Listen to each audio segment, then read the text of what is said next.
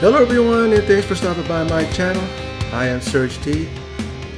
In this video I will be doing my Sunday edition of Weekend Wrestling. This day I've been kind of missing a couple of past Sundays just because a lot of things going on, and of course we had some pay-per-views and things come up. But I'm going to be talking about some topics, some top news and things that have been circulating in the world of pro wrestling. I'm going to be looking at 3 articles, and I'm going to be starting off with this item, and it's about Liv Morgan. Now, Liv Morgan, a former SmackDown Women's Champion, a former Tag Team Champion, and she's the one that's on top of everyone's list of their favorite pro wrestler, favorite woman wrestler. She is the darling, I guess you could say, of the IWC, and she's looked up to by a lot of the little girls out there who may one day want to follow in her footsteps. Now, all this, but then we knew that there was one hiccup on that road to success. It was last year when she was pulled over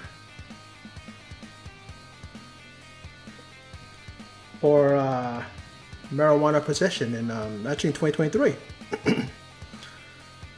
And nothing was really made of it. I mean, everybody saw the mugshot. Everybody calls it the hottest mugshot that they've ever seen, because you look at Liv Morgan, I mean, she can't take a bad picture, right? And she looked good, but that was a mugshot. I mean, that was something that was taken of her after she was arrested. But recently, footage of Liv Morgan's 2023 arrest for marijuana possession was leaked online. And the question is asked, does it put the former WWE champion in a good light? Does it? I don't know. It doesn't. But has anything really come of that? She's still on top. She's still doing her thing. She has a match with, Becky Lynch coming up. But there's this article that I pulled up. I'm going to read it and give the credit where credit's due. It's from Ringside Intel. Don't know if that's a reliable source, but I did read the article beforehand, and it is definitely straightforward, and it doesn't look like there's fluff put in there. And it's by this guy named Jason Burgos, so I'm giving you credit, dude. It's like 3 days ago. And it says that the footage of Liv Morgan's 2023 arrest for marijuana possession has leaked online, and it does not put the former WWE champion in a good light. Former WWE Women's World and Tag Team Champion Liv Morgan made headlines last year when she was pulled over and arrested due to marijuana possession. It was a surprising revelation for a performer who has been a model employee for the company since debuting on the main roster in 2017. Following the incident, the report from the arresting officer was released, and it revealed that the WWE star was driving erratically, crossing over lines on the roadway, and after being stopped, the officer smelled marijuana coming from the vehicle. Now, a new lawyer has been added to the story after body camera footage of the now infamous arrest made its way online Thursday. And then before it continues, there's this big headline there. It says, Liv Morgan blames random vape for marijuana smell in her car during traffic stop. And it continues. In the video, it's on here, won't show it, but I'm sure those of you have seen that video already up at this point, which can be seen above. The officer asked Morgan about the marijuana smell permeating from her vehicle. Unfortunately, her best response is that she has the substance but wasn't smoking it. When asked if she had a medical marijuana card, she revealed that she did not. The video then shifts to her on the phone with an unknown individual, possibly a WWE official or her lawyer. As she informs them she will need help posting bail and is being arrested for a vape. that had the substance in it, but she did not know how it got into her car. Later in the footage, the officer claims he was trying to drive toward a crash, but her erratic driving on and off the road was blocking his path. When asked about her driving, Morgan claimed she did not notice she was driving off the road and over rivets in the pavement that would signal she was no longer in the driving lane. Fortunately for Liv, a man named Jonah J. Daddio, her felony charges were eventually dropped by officials in Sumter County, Florida. She did not receive punishment from WWE. Obviously she did. She's still, you know, doing her thing. Like I said, she's in a future title match at the next pay-per-view. You know.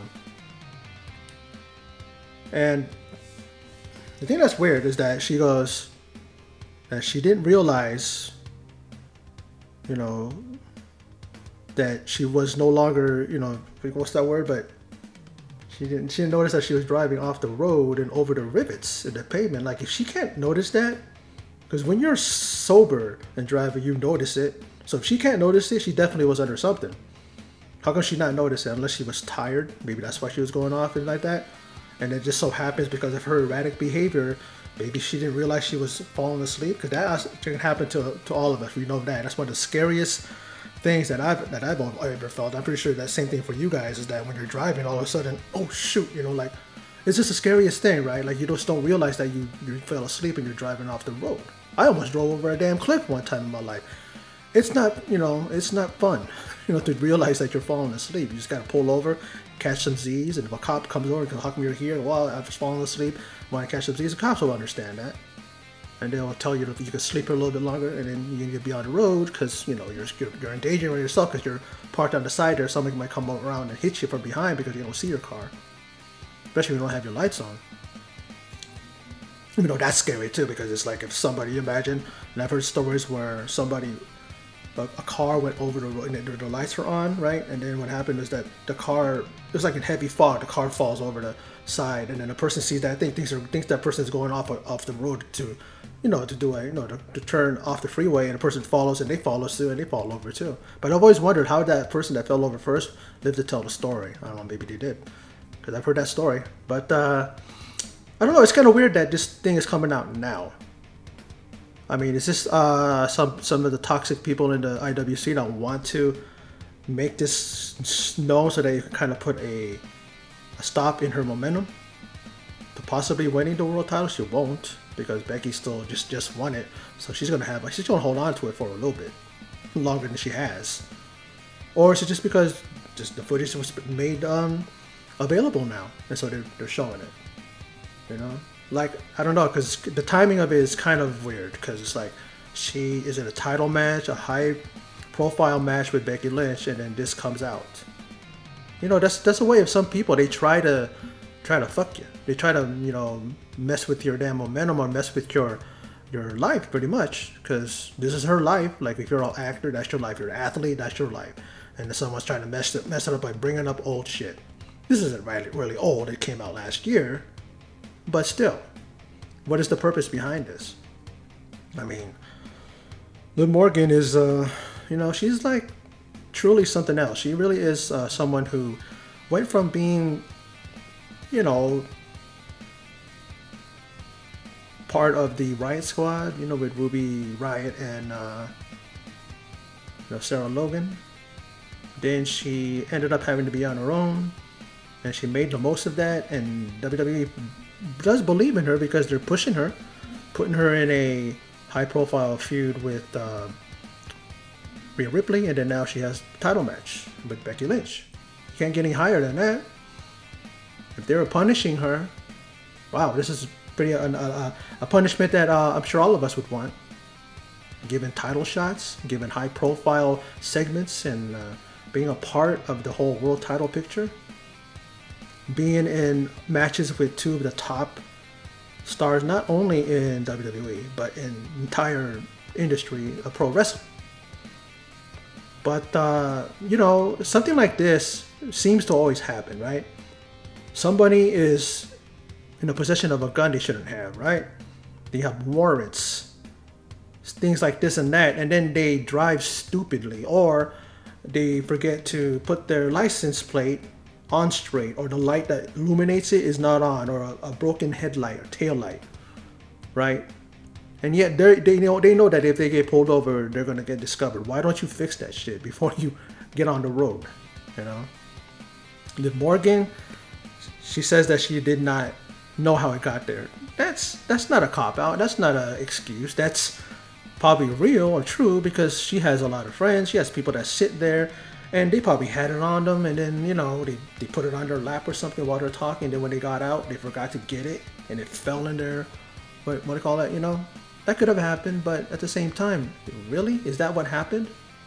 You know, I'm not gonna vouch for Liv Morgan. I don't know her. I don't know Gianna Daddio. I don't know her. I know who she is in pro wrestling. So who knows? She could be lying. She could easily have did that so that she didn't want to get in trouble. Nothing happened. Charges were dropped, right? Well, the federal charges, right? I mean, something, you know, but, you know, they dropped it. They dropped the, you know, well, felony charges, not federal, but felony charges were dropped. So they didn't receive anything. WWE followed suit and correctly and rightfully didn't punish her because nothing was done. I wish they would do that with some other people who were accused of abuse, accused of this and that. They get released by WWE like that, and nothing was really proven to say that they were, you know, I could think about, you know, Enzo Amore. I could think about, you know, even, you know, the Velveteen Dream. He's done some things that were wrong, but at the same time, Patrick Clark didn't get convicted of anything really. You know, or they didn't find anything. But that's all I gotta say about that. You know, she's okay now in the sense that she's in the main event of the women's division thing. She is moving on. Nothing was done to her. Nothing was, you know, punishment laid out. So that's that. And I wish her the best, and hopefully she can get past this. The video's out now, and people are going to talk about it more. All it does just puts her story out there to let people know that that's all it was. Really wasn't a big deal. But sometimes these superstars, these major wrestling personalities, gotta be careful. Even if you aren't trying to do anything bad, things can be misconstrued and just totally just, you know, blown out of proportion. And good thing that it didn't really affect her career, because look at where she's at now. Now, let's talk about Tiffany Stratton. This is the next item that's out there. You know, she made some controversial social media, you know, well, a controversial social media post on Instagram that she later removed. And this is an article that I'm going to read from Wrestling Inc. by Miles Schneiderman. I'm giving you your thing there, dude. You're the one that wrote this.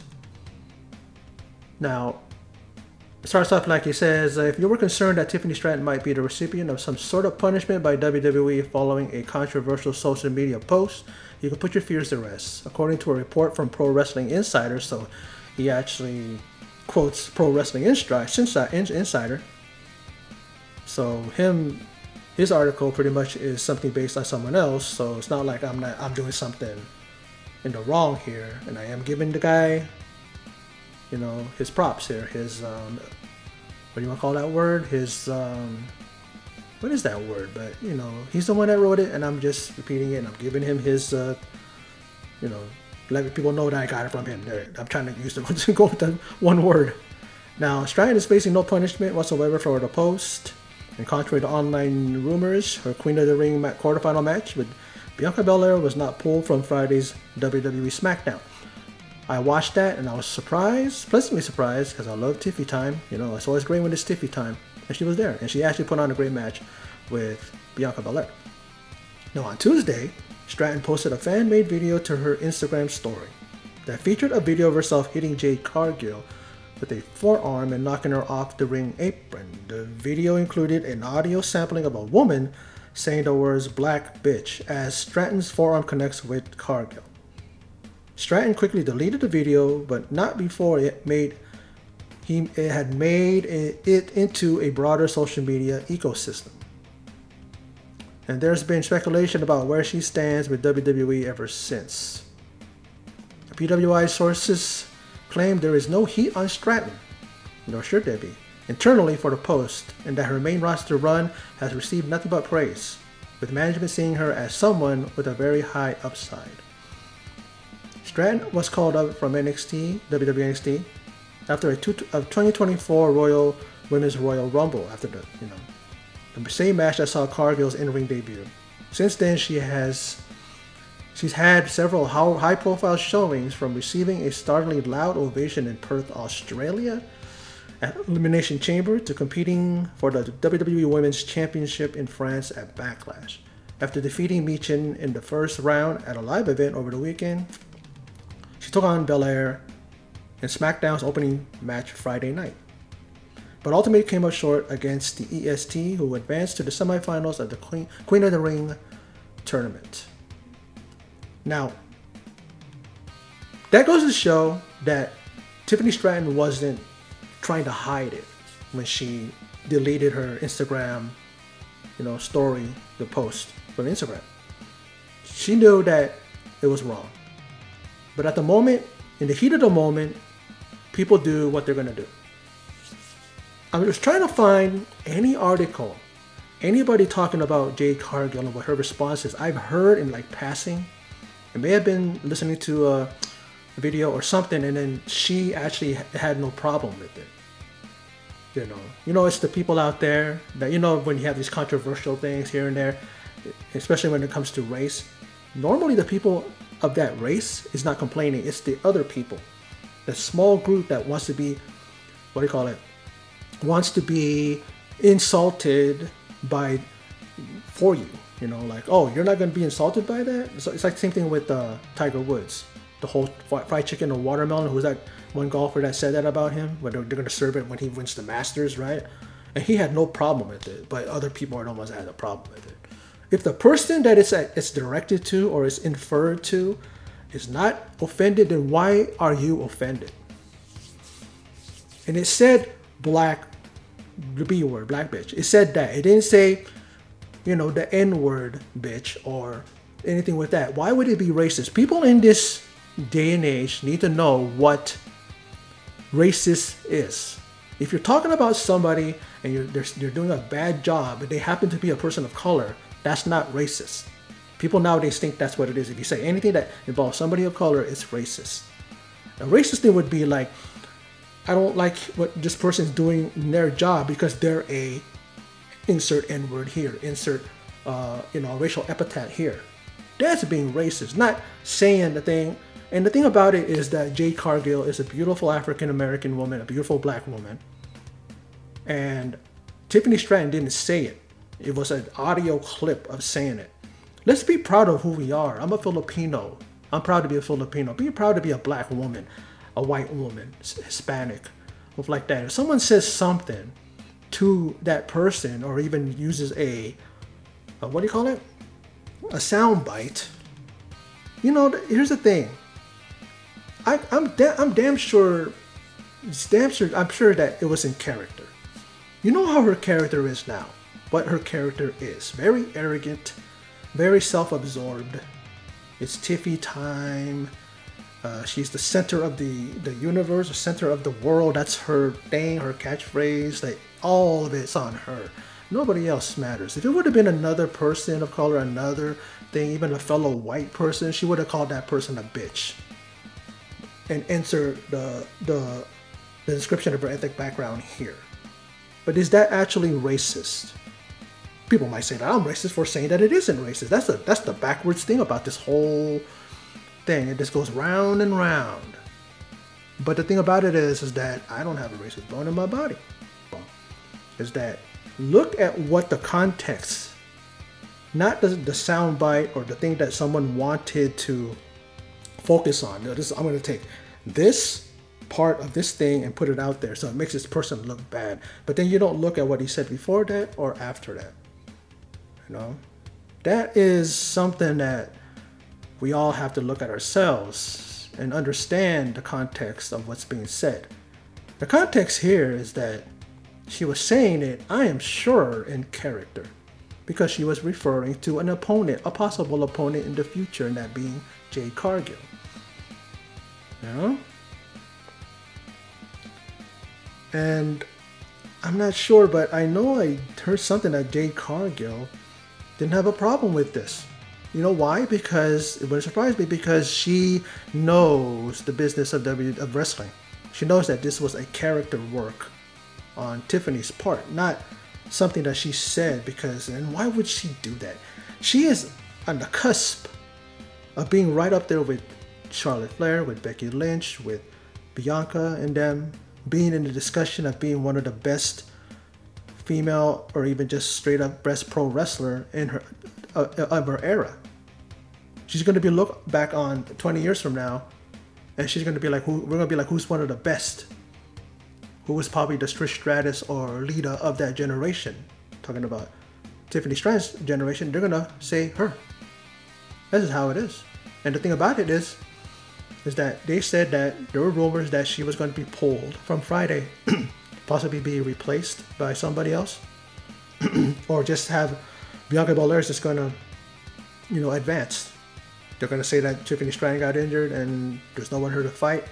Or they probably would have put someone in. Maybe one of the people that lost in the prior, But the thing about it is that she wasn't punished.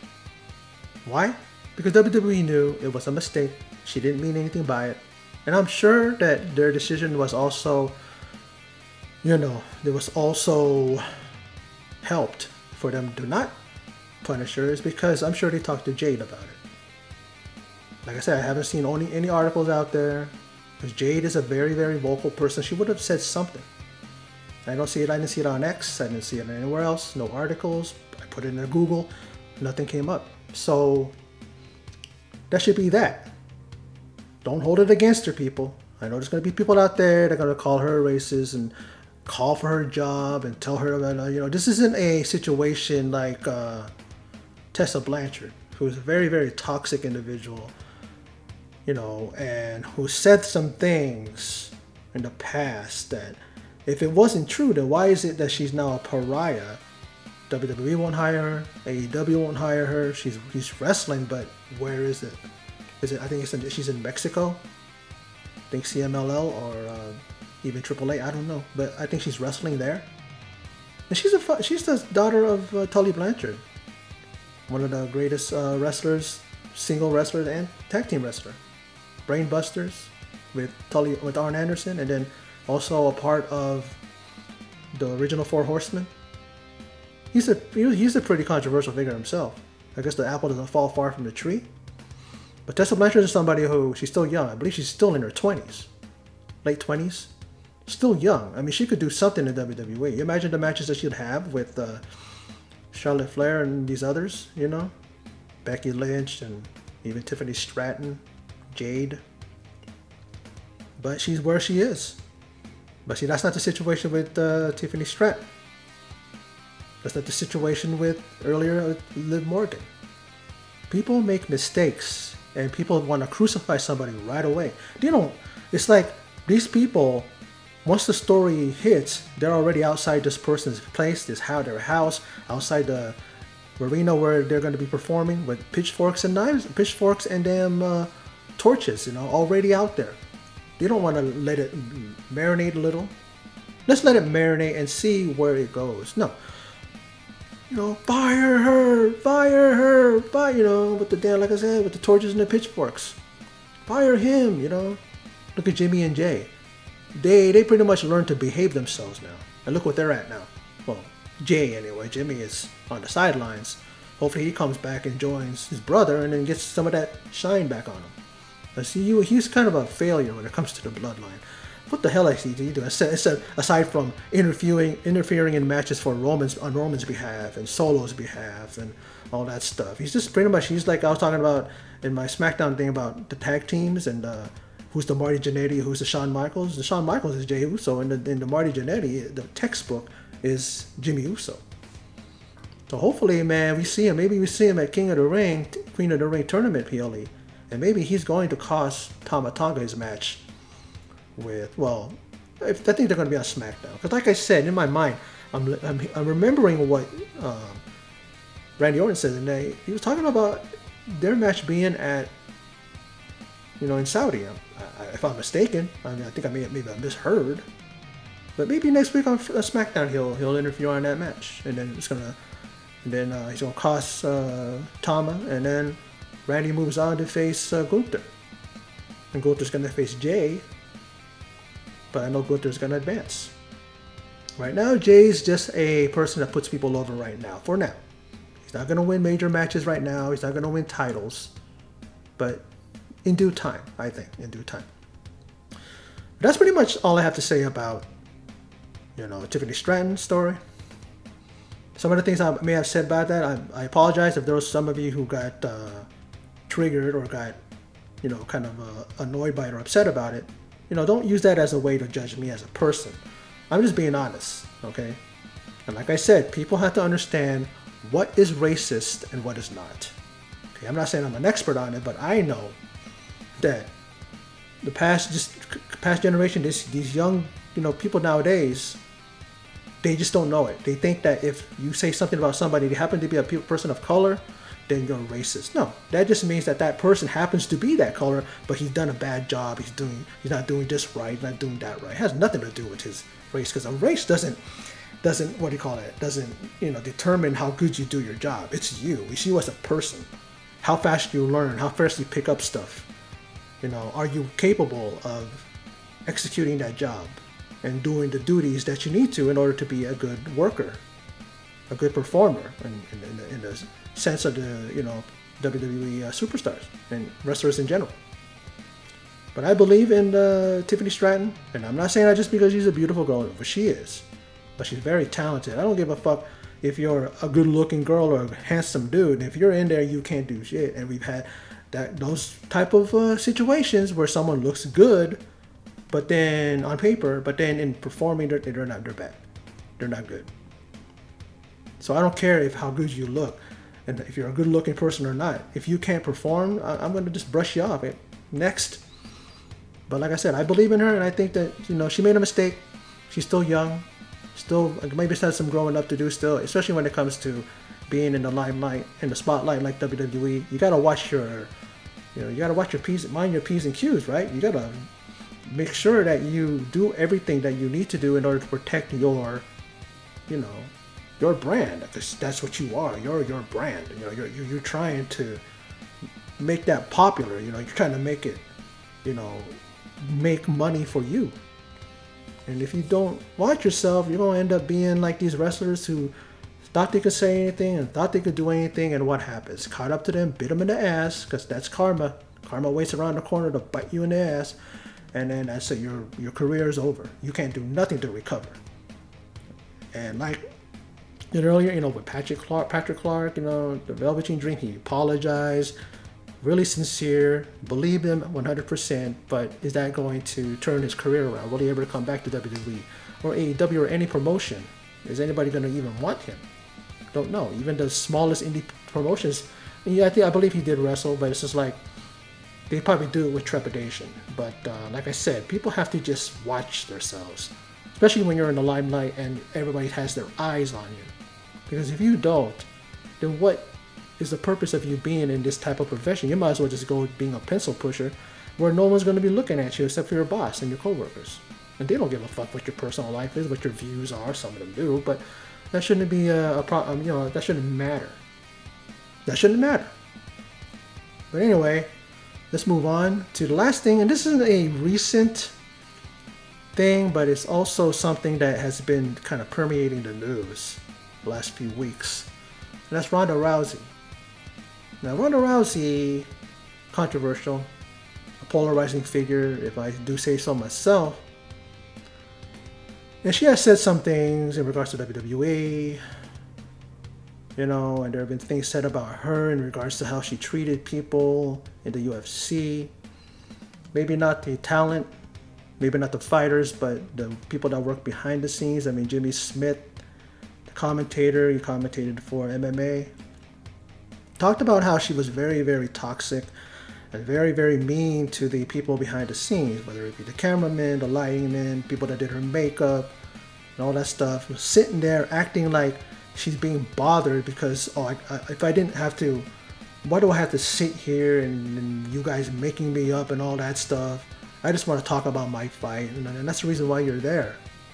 Because they're prepping you for showtime. You know what I mean? They want you to look good, and they want you to be mic'd up, and they want you to be sounding good, and then yet she complains. You know. I mean, I'm a big fan of hers. I don't know how much of a fan I am of hers now. But when she first came out in MMA, she was great. Former bantamweight champion, right? The division pretty much was made because of her. She was their inaugural champion. But then once she came face to face with Holly Holm, and Holly Holm gave her that kick across the face, her shin connecting with her damn face, she was knocked out, right? I believe that's the way she was in, right? It's been a while since I've seen that fight, but I know that's what something like that knocked her down, right? Knocked her out.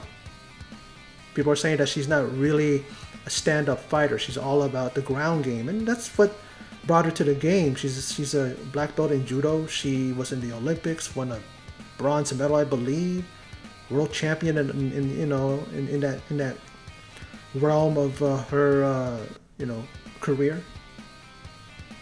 And then she goes to UFC. She kills in the UFC until she came face to face with Holly Holmes, like I said, and then her career was pretty much, the last nail in the coffin was Amanda Nunes. Proved to her that you can't fight on your feet, and your stand-up game isn't on point, and that you're only relying on the ground game. This is mixed martial arts. This is not, boxing where it matters that you're a stand-up. I mean, wasn't Holly Holm a boxer, right? Or believe that, or a kickboxer or something like that. But it's like she was able to just bring her best to the thing. But I'm pretty sure she got a good ground game. I'm not sure. Ronda Rousey's been known and been talked about that she doesn't have a great stand-up game. Not good on her feet. Not good with throwing hands. Amanda Nunes is good at that. Amanda Nunes pretty much, outboxed her and outpunched her and out everything on standing up. And knocked her out, I believe, right? But then she comes to WWE and she, kind of like a fish to water. She actually takes to it quite well. She, was regarded as Rookie of the Year. I'm not sure if it was PWI or whatever, but people were saying that she had a great rookie year. She made her debut. Well, she made her first appearance, a very, very newsworthy appearance and very high profile. And that was at WrestleMania 31, and I was there. And I remember the camera showing her. The Rock says, well, I can't, hit you. Because, Stephanie McMahon was begging them and egging them on to hit her. He goes, I don't hit a woman. But then he goes, but she can. And then she's there in front row with Shayna Baszler, with Marina Shafir, with Jessamine Duke. And then she hops over the barricade, goes into the ring, and then she proceeds to, after The Rock is hitting him with those patented punches of his in the corner. And then when he does that, spits on his hand and then hits that one last punch, and then Triple H is wobbling towards Ronda Rousey, and then she pulls out a hip toss or a judo throw, and everybody's just on their feet going, what the fuck just happened, man? And then Stephanie McMahon tries to slap her, she traps her arm, and she just ragdolls her, on the ground, up, she drops her, puts her up again, and then, Stephanie McMahon just wriggles out, goes out to the arena floor, and that was a match that everybody wanted. But then it was a while, maybe a year, a couple years, and then she makes her appearance at the Royal Rumble after Asuka won that year, and then you had Charlotte in there. I believe Becky was there, whomever was there, but you had the three champions there. I believe it was, well, I don't think it was even Becky. I think could have been Alexa Bliss. I'm not sure, but I know Charlotte and Asuka were there. Someone else was there. I think all three of the champions, or two champions, then the Royal Rumble winner. She goes in there, and all she does with that that oversized jacket that was given to her by Roddy Piper's son, that leather jacket, that famous leather jacket, points to the damn WrestleMania sign. A lot of people, especially myself, were going, "Why are you pointing at it? You didn't do anything. If anybody's gonna point at it, it's Asuka. She just won the Royal Rumble, right?" And then she does that, and you're just like, okay. And then at the Money in the Bank, not Money in the Bank, the Elimination Chamber, she gets into it with Triple H and Stephanie, and then she signs her contract. And then we know at WrestleMania, it wasn't her and The Rock versus Triple H and Stephanie, but it was her and Kurt Angle. Very, very good match. It was fun. It's what you expect. They got the victory, and she was, on that road, up, going, towards the damn, success. She goes on to become a champion, tag team champion, right? Having these matches that people were like, this girl can wrestle, this girl can go, right?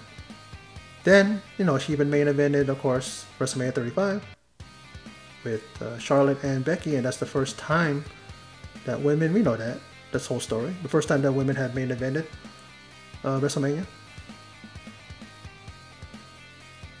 Then she goes away for a bit. I believe that's because she had a baby, married with Travis Brown, and working on that ranch, and she'd even have a YouTube channel and everything. And then she comes back. She signs a multi-million-dollar deal. She wants to be a full-time performer. That was her mistake, because she should have been part-time, because of the fact that I think that's what worked to her disadvantage, because she started getting a big head, thinking that everybody should applaud her, everybody should be on her side, and when people started booing, she started coming out with that sour look on her face. And I've always said this, when she came out and she would talk on the mic and people are booing her, and you talk about nuclear heat, you wouldn't want to be within the radius of 25 feet, because you know how it is. You don't want to be within something that's that hot, nuclear heat. You want to be miles away, right? And then while the crowd is talking, she's like this, "Guys, I really, really want to." She's like, and I go, Ronda, you're not talking to Shayna or somebody that's right next to you. You're talking to a crowd. You gotta talk loud. I think that's always happened with her. It's like she doesn't know how to connect to the crowd. Like she's talking, but then yet it's like she's talking, having a conversation with somebody that's like a few feet away from her. She started showing all that stuff, and I'm thinking at first, I go, is that just her character? That she's just bitter? She don't want to be there? And then you start hearing all this news about her being bitter, not wanting to be there. Was she only there for the money? Huh? I mean, I read an article that she didn't appreciate the fact that all the focus was on the bloodline. And that she didn't, I'm trying to remember what I read, but I'm like, you do know that is one of the major, storylines, and probably one of the best storylines in years. It's still going on. Some people don't like the new bloodline. I do. I don't know why. Not everything can have Roman in it, or need Roman in it to make it interesting. Roman's going to be interesting. Believe me, folks, when he comes back, you talk about major baby face feels, and no heat on him. Nothing but just, they're glad they're back. Look at what's been happening. Every time you see the bloodline in the ring, any segment, it's always a "We want Roman" chant. You can see that it's getting under Solo's skin, because he kind of looks around, but then he just keeps talking, because he just doesn't want to hear it. And she's saying that she didn't appreciate that the focus was on that. I mean, she does have her points when she's talking about how women's wrestling was treated in WWE when she was there. Newsflash, Ronda, it's always been treated that way. Yes, there's more opportunities. Yes, there's more time that women have in the ring, but it doesn't mean that shit's gonna change overnight. Yes, they had their revolution, their evolution, and main eventing WrestleManias, but you know, we got to remember that wrestling started out as a man's sport, so it's always going to be predominantly male. That doesn't mean that the women can't have their moments and dominate too. But she's saying this stuff, and then talking about WWE, she brought up some points about Bruce Pritchard and John Laurinaitis, and which was true. And then she talks about certain other elements that, you know, that just does not ring true. It just comes off like she's bitter. And it goes hand in hand with the whole thing of biting the hand that feeds you. Do you honestly think that you're going to go back to WWE? Well, she did appear for ROH, which is under the AEW umbrella, so maybe she's not ever going to come back. WWE's going to look at that like that's a slight. But the thing about it, though, is that where did you make most of your money? If I'm not mistaken, I think it's from WWE, from pro wrestling. You know, you're going to not leave that door open. You're going to just completely shut the door. Or you're going to just completely burn the bridge and you're never going to get back. That's on her. She's saying certain things about her former boyfriend, that he was controlling her and all that stuff, and all this other things. She's trying to keep relevant.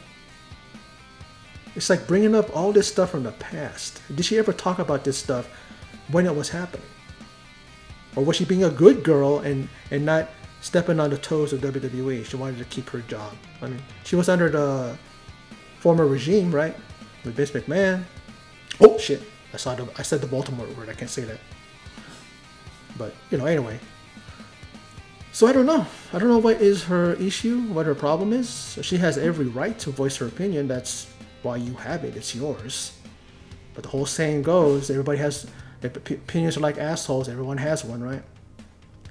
So if she wants to say it, that's on her. But it doesn't mean that's not going to rub certain people the wrong way, especially people in management, WWE, TKO, Triple H. You know, they rolled out the red carpet for that girl. And she came back after a great first year, great dominating year, right? And then she comes back.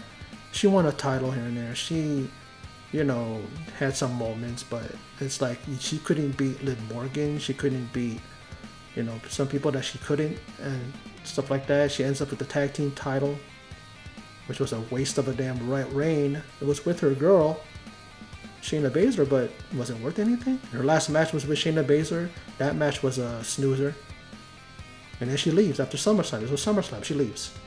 And now she comes out with all this vitriol and all this toxicity towards WWE and the business in general. She's all calling it fake. It's scripted. And I'm like going, gee, you think? Did you think?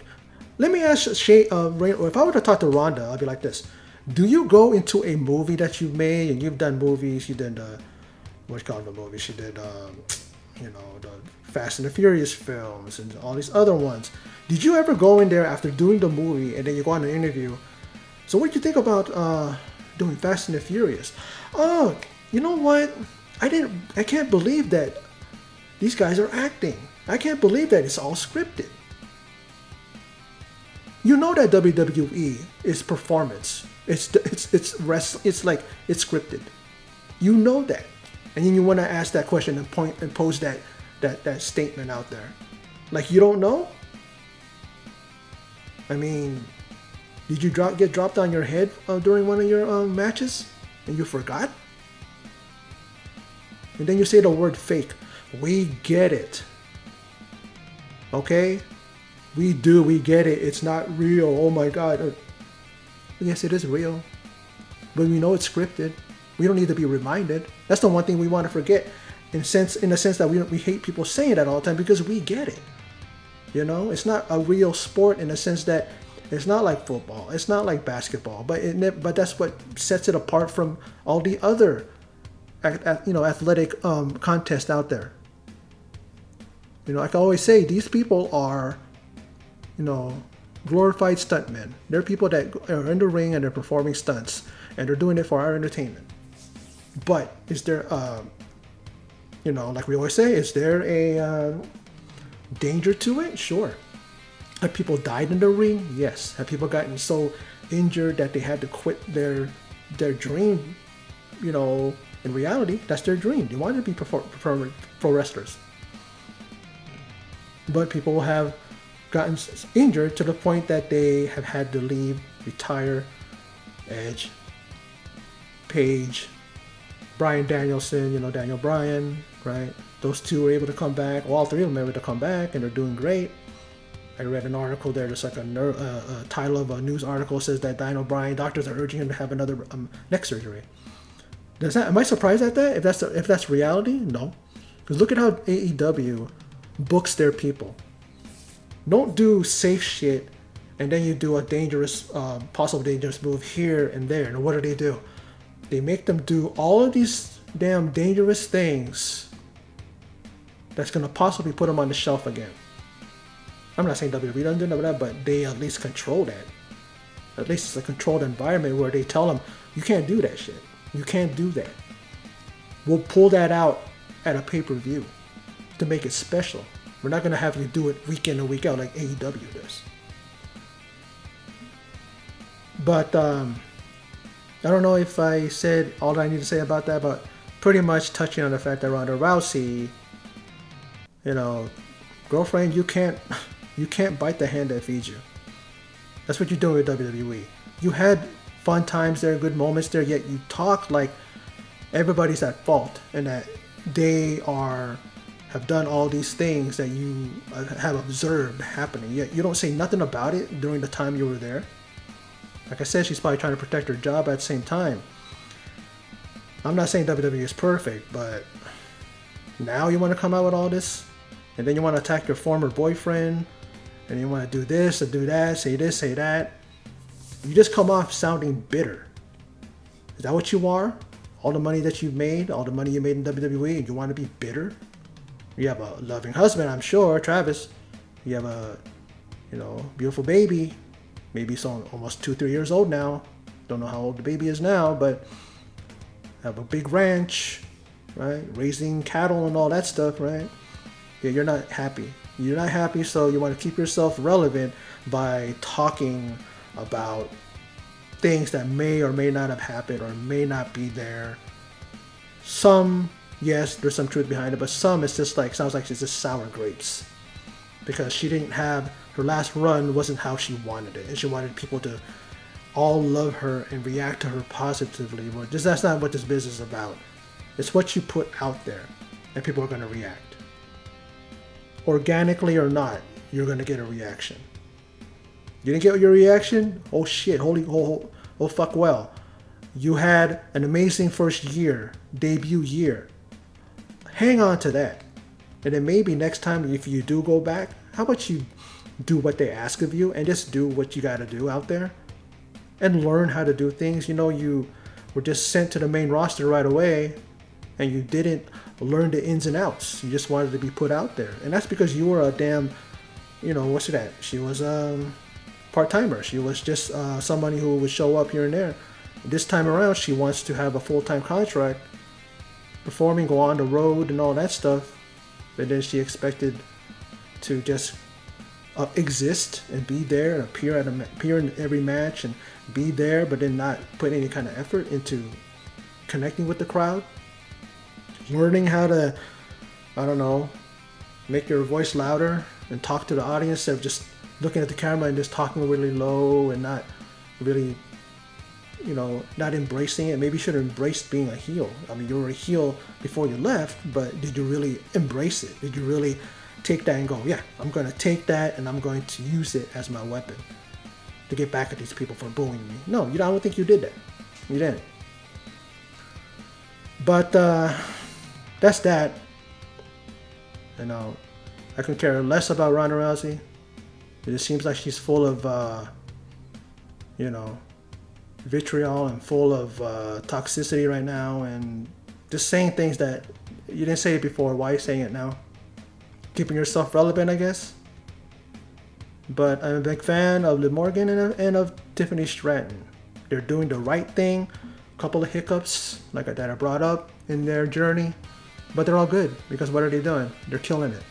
They know what to do, unlike Ronda. They know how to perform. They know how to connect to a crowd. They know how to take what's thrown at them and throw it back. Ronda, all this stuff's thrown at her, and then she just comes out with a pout on her mouth. Her lips are just pouty.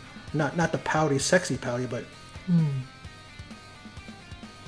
going out there like that and stuff like that. And it could work for her, but it's just like it came off like she was actually feeling that way. And she could care less. You look at her every time she came out in her last run. Could care less that she was there. That's not what we want to see. Why do you think people are honestly and organically booing her? Not because she's a heel, but it's because we know that she doesn't want to be there. And why are you going to be there and waste our time? And maybe even wasting your time and wasting the time of the people that you're performing in the ring with. She needs to look at herself in the mirror and understand maybe it's her fault and not WWE's fault and not MMA's fault and not all these other people who have been talking about it. I mean, she got her support with Gail Kim amongst all the people that she could have supporting. That's a pretty good thing. She's one of the greatest female wrestlers, pro wrestlers in general of her generation. Nobody has anything negative to say about Gail Kim. The inaugural TNA Women's Knockout Champion, right? She is the one who's behind creative there for TNA. She's doing her thing. The first Hall of Fame inductee for that company. And to have her support, I don't know, I saw the interview with Dutch Mantel, story time with Dutch Mantel, and I don't know if she was doing it just to be political, and not, ruffle the feathers of those in WWE and all that, and not to rock the boat. But I think that she believed what she said, and she supports her. She says that because of her, more eyes was brought to the product. Yeah, that's true. But maybe she needs to sit Ronda down and talk to her about what she's been saying, because that doesn't go away, Gail. That was still said by her. I don't give a fuck if she brought whatever she brought to the industry, more eyes to watch the product. That doesn't negate the fact that she's been talking some nonsense about, not only WWE, but pro wrestling in general. But that's that. And that's my video for this Sunday, the 19th of May, 2024. The Weekend Wrestling, where I cover topics that have been on the lips of everybody in the IWC. And hopefully you like this video. I've been doing this every Sunday, unless there's a pay-per-view, and that's only a pay-per-view from AEW. But I'll try to do this every week and look at the news articles and the things that catch my eye. I'll bring up and talk about it. And well, before I go, I'd like to ask for you guys, if you may, to click like on this video, share it, also comment, and most importantly, please subscribe and hit that bell icon to receive further notifications, or to receive notifications when I upload. And about the subscribing, it just continues to go up little by little, but like I said, it always makes me feel good when I see people so interested in my videos that they click the bell, they subscribe. I had a dislike on one of my recent video, which is a SmackDown one, and then I saw 2 more subs. I'm going, that negates that negative Nancy there. And that's fine. If the person didn't like my video, that's more than okay. I welcome that, because that's your opinion. You don't like my video, that's fine. Hopefully you moved on and you didn't watch it, because if you don't like it, don't stay.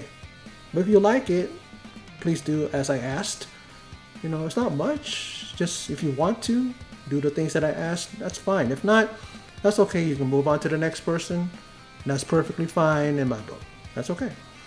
But anyway, that's my video. So again, thanks for those of you who stopped by and checked the video. Check out this video. Thank you very much. I appreciate it. And until next time, take care, and I will see you in my next video.